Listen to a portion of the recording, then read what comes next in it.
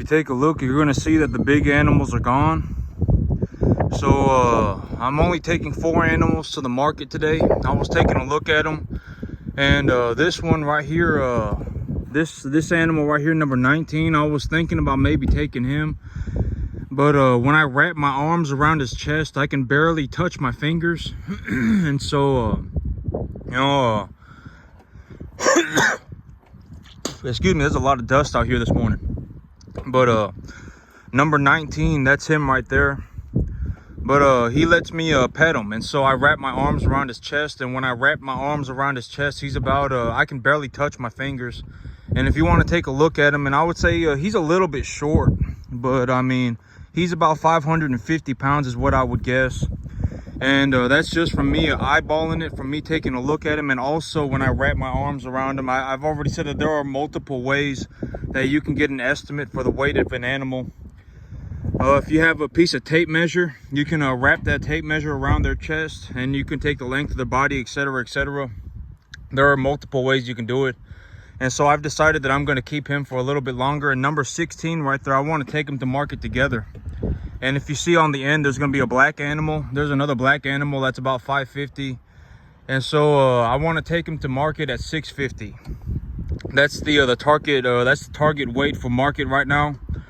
And with everything that I got going on, okay, so okay, you know, when I talk about my plans, I always make an emphasis on this, but plans are not made for perfection, okay? I'm not sitting here trying to dial it into a perfect, you know, it's just to give me an overall direction, right? I mean, I use this as a benchmark, and when I do this and this and this, and I appreciate my asset about this much, you know, it's just to give me a direction.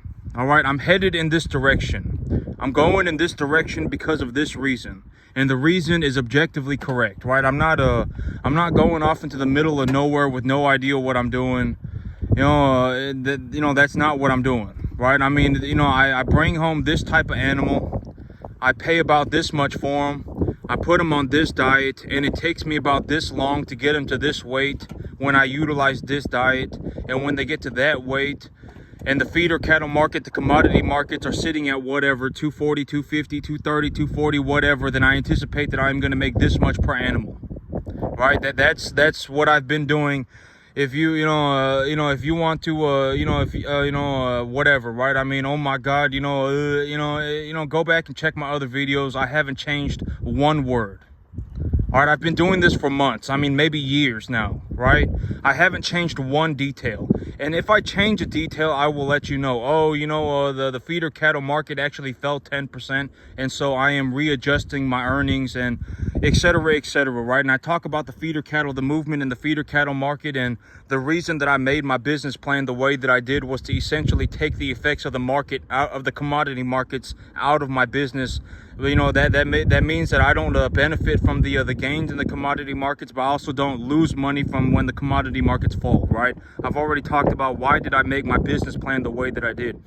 And I wanted to talk about this, but you're going to hear me say this all the time, but if you're, and I'm not actually the one who said this, and but it's very apparent. I mean, Laszlo Polgar was the one who really went into great detail on all of this. And it's that, if you're born with 100 IQ, you effectively have enough IQ to learn about anything. Just about anything. Are you, going to be the smartest thing on the planet? No, but you can learn just about anything. All right, and the big problem for most people, from my perspective, is that they don't learn correctly. All right, they go running off in the wrong way.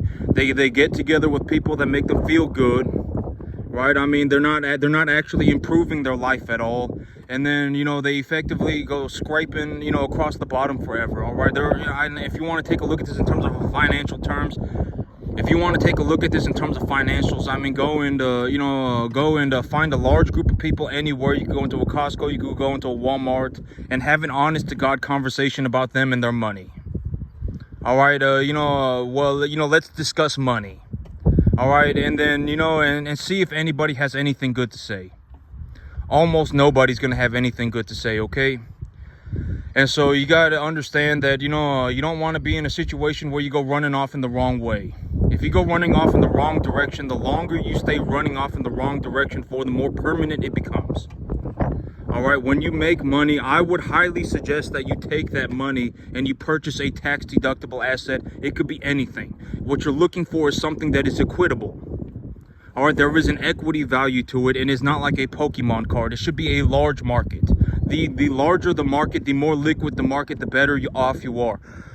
And I talk about this in terms of cattle, but I can effectively sell cattle 355 days out of the year. I can sell cattle, whatever, 335 days out of the year. There are people buying and selling cattle every minute of every day somewhere. All right, I mean, cattle are a very liquid market. All right, it's not like a Pokemon card. All right, and this is the method that I utilize to appraise the animal. And you're going to hear me say this all the time, right? If you're poor, there's a reason you're poor, and it's probably not good.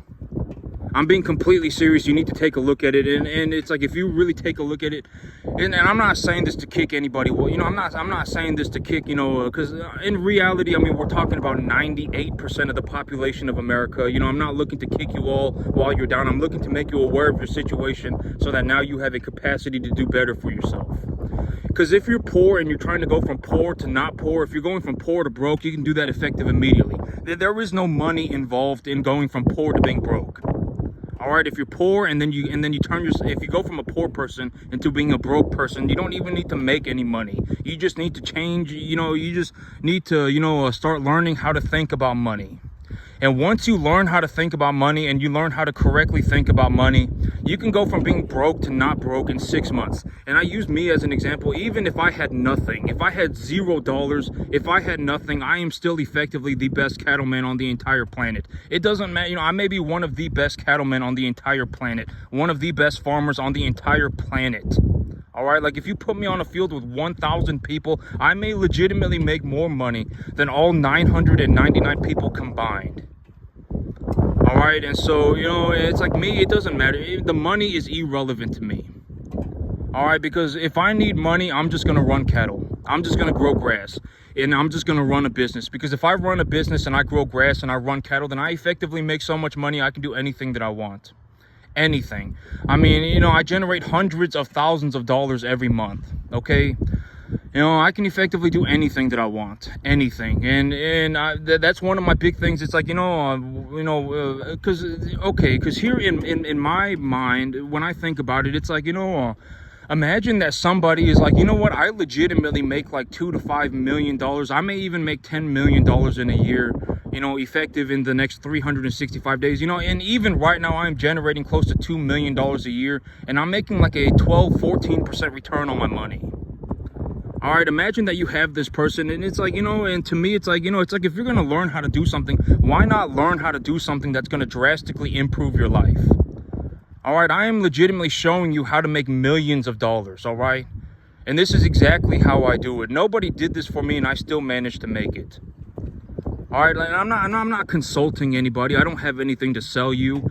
I've always said that if you have somebody, like if there is somebody who has something to gain from whatever, from selling you something, from having you believe something, then you should probably not believe that person, right? Because, then, you should really think about it. And the big idea, you should really think about it for yourself.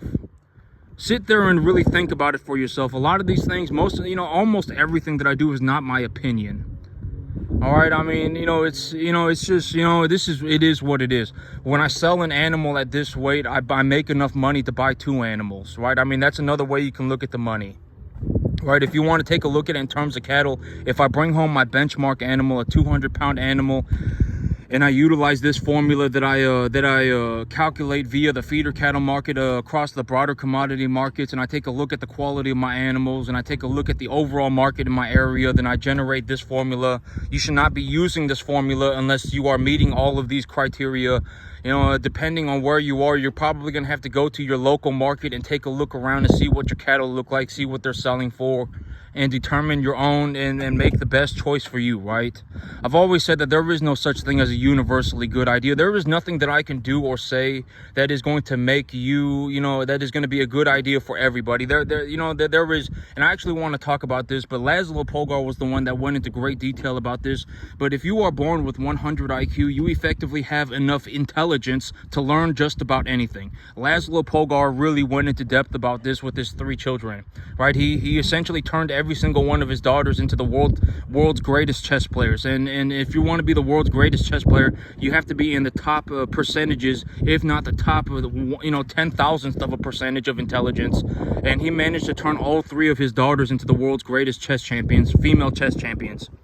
And it's like, if you take a look at it, if you're born with 100 IQ, and another way to look at this is that if you're born with 100 IQ and you're essentially a baby, you can learn how to speak 15 languages and play 5 instruments. It's not going to be very hard. But if you have someone who's 15 years old, if you have someone who's 25 years old and you're trying to teach them how to play 10 instruments, it's probably not going to happen. It's already probably too late.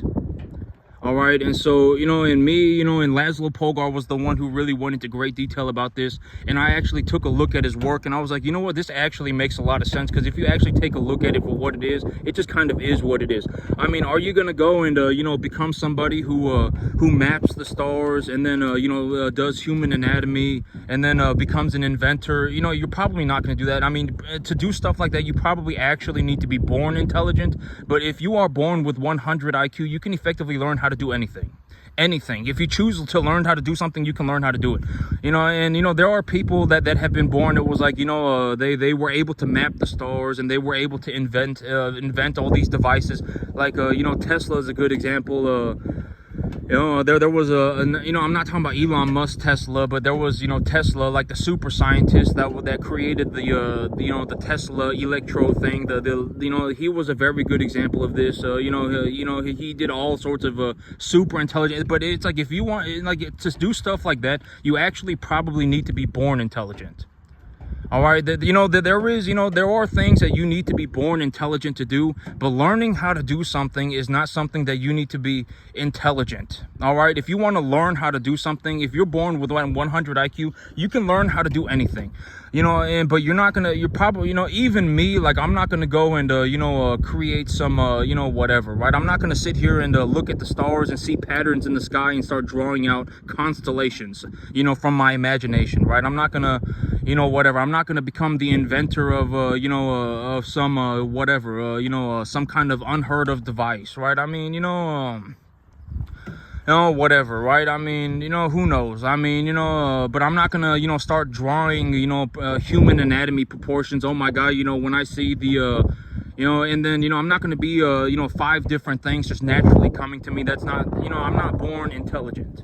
I'm not born in the top percentages of intelligence. And if you want to see what the top percentages of intelligence are, I mean, there are legitimately like children that are doing calculus at 5 years old.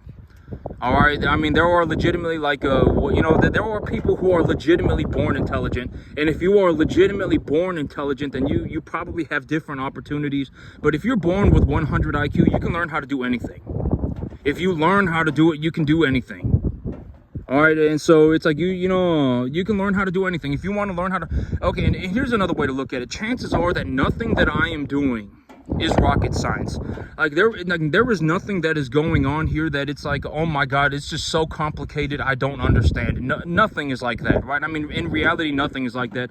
The big problem is that after a certain point, it just becomes too late. I mean, like if you were gonna try and teach me even calculus, like calculus in all reality, calculus is not that difficult, right? Calculus is not some super high level math. But if you were to teach me calculus right now, it would take forever. It would not even be worth the resources. Why? It would not be worth the resources. Me learning calculus right now, it would not be worth the resources. All right, and I know that this sounds horrible, but the teaching, it's like, because, okay, when you're watching this, you have to understand that you are potentially watching the best farm on the entire planet. All right, this may be the most successful cattle farm, grass farm on the entire planet. Legitimately on the entire planet. All right, like if you were going, if you were going to get this good, You would have to become the best on the planet. All right, and chances are, you know, it's for most. I mean, granted that you're not like a, you know, somewhat very, very, very capable already, right? I mean, you're not like a, you know, a dairy farmer. If you're a dairy farmer, you're probably well on your way. You know, it's like if you, you know, see a couple of things that I'm doing, maybe it will help you, you know, do better for yourself financially, etc., etc. You know, whatever it may be, right? And so, you know, but you know, this might legitimately be one of the most, if not the most successful farm on the entire planet. I make more money on 10 acres than most people make on 1,000. All right, and it's like if you're gonna look to get to like this point in your life, it's probably for most people it's already too late. Granted that, you know, it's not going to be worth the resources, the time and the resources. Like, it's like, are you even committed to the idea? Do you even want to become a farmer? Like, are you actually wanting to become a farmer? Like, have you actually sat there and thought about it? You're legitimately going to have to work like 15 hours a day for the next 15 years of your life. Are you sure that that is what you want to do? Right? I mean, because there are other things that you could do to make money, and they're not going to be 100% skill dependent. Farming is 100% skill dependent. If you mess up somewhere, it's just not going to work. All right, if you go across your grass and you're taking a look at your field and you go, oh my God, I got a sulfur deficiency, or I got a nitrogen deficiency, but you don't have a nitrogen deficiency, you have a sulfur deficiency, and you put nitrogen on your field, it's not going to work. All right, oh my God, you know, whatever, right? I mean, you know, whatever, you know, whatever it may be, it's, you know, if you mess up somewhere, then it's not going to work. That's how farming works out. I mean, you know, farming is a 100% skill-based business.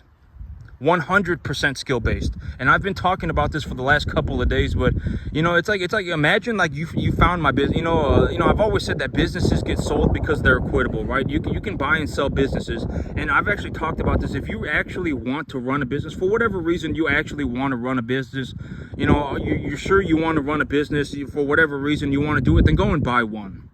All right, do not start one. Okay, starting a business, you know, and I've talked about it in terms of me. I actually started a business, and I actually managed to do very well for myself. And the reason that my net worth is so high is because I am capable of starting a business, which is already a skill set that is like, you know, maybe one in 5 million people can actually do, right? I mean, maybe 1 in a million people can actually even start a business and be successful. Like, make such a large amount of money that everything becomes negligible. You know, that's the kind of business that you want. When you start a business, you want to be in a situation where it's like you're generating such a massive amount of money that everything becomes negligible. That's the end goal. No, I mean, that's not the end goal. That is one of the conceptual things you need to understand. It's not the end goal. There is no end goal. All right. You know, every day you just got to get better. I'm actually working on getting better. You know, in terms of my onboarding program. And I got a few things planned. I got a few experiments planned. I want to collect data on some things that I'm doing. And I got a few things planned that I want to do that are going to increase or that are going to make my farm do better. My onboarding program is one of the major things that I'm working on right now. I've got a couple of experiments that I want to run. And, you know, I want to work on my onboarding program. And but there is no end goal. Okay, you just want to constantly be getting better. You want to be constantly striving to get better. I talked about this in terms of a mindset, but if you're actually somebody who is like, man, I really want to learn, if that is you, then you are already probably in the top 1% of all performers on the entire planet, because nobody who got anywhere actually got there by themselves. Like me, like when you take a look at what I'm doing, you know, you have to understand that I'm not the only person that does this. All right, in terms of like to the extent that I have done it, like I legitimately do everything by myself. In terms of the work itself, right? Like I don't have 3, 4, 5 people out here running around helping me. You know, if the grass needs to grow, I grow it. If the grass needs to be planted, I plant it. If the animal's diet doesn't look good, then I need to change it. I need to, you know, give the animals the different food. The animals' medication, I need to determine what kind of medication that the animals get. Right? I mean, this kind of, you know, it's like me, I'm legitimately, you know, doing all of the planning by myself, and I don't have any employees, right? I mean, and it's like, this is, in terms of doing things to this degree, you know, maybe, you know, I'm one of the few. There may only be 2 or 3 or 4 or 5 people on the entire planet that are effectively doing this. I may even be the only one, I don't know. Most of the time when you have a cattle operation, you have like somebody who's in charge of the feed, you have somebody who's in charge of the medication, you have somebody who's in charge of sourcing the commodities, you have somebody who's in charge of bringing in the cattle, you have somebody who's in charge of taking care of the cattle on a daily basis, and then now you got like a team full of people and everyone's running around doing their own individual jobs. But me, everything is my job, everything. All right, and so but that's also that's also the reason why my net worth is so high, is because you can effectively put me anywhere and I will just by myself start generating millions of dollars. All right, it doesn't matter where you put me. I can take a look at the local commodity markets. I can take a look at the broader commodity markets. I know how to source my own commodities.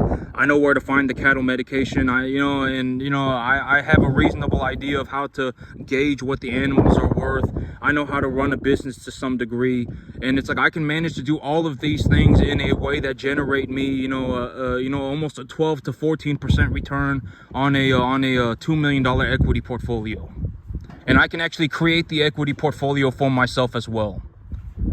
All right, so that's my big advantage. And that's also why I am, and I understand that is my big advantage, right? Like, you should know what your advantages are. Me as an individual, I can legitimately just go anywhere by myself and just start making millions of dollars. That's my big advantage. Right, I mean, and in terms, but I mean, whatever, right? Strengths and weaknesses, they're kind of irrelevant, right? I mean, and I was saying this yesterday. I hope that I find somebody who's actually capable and we can work together. And I thought about that, and I was like, you know what, don't offer me your deal, all right? I mean, I don't care. Okay, I would work with myself. I would choose to work alone before I worked with a bum. Okay, so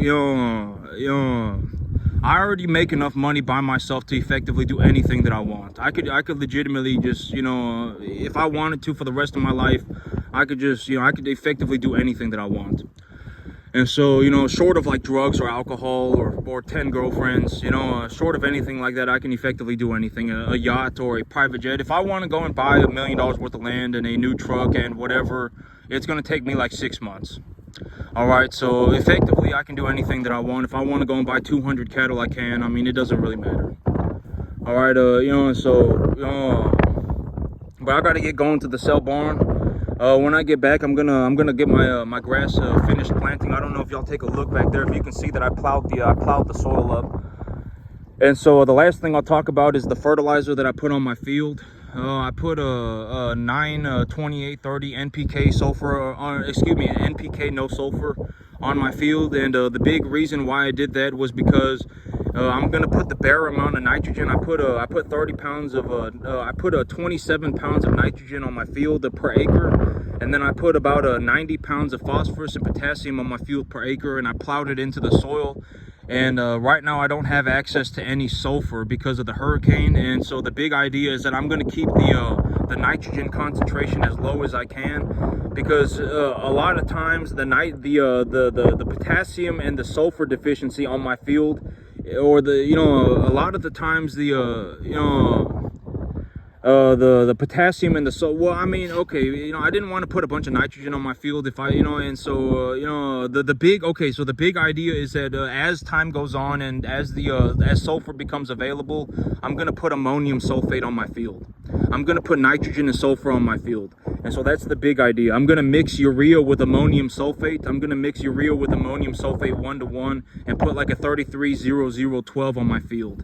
And then, I'll have plenty of phosphorus and potassium, and then I can just apply nitrogen and sulfur on my field as time continues and when I have access to sulfur. And so that's what I got going on right now, and that's it for me today, YouTube. Y'all have a good one. I'm going to the cell barn. Maybe I'll come home with a few animals. I'll have to see. But that's it for me today, YouTube. Y'all have a good one.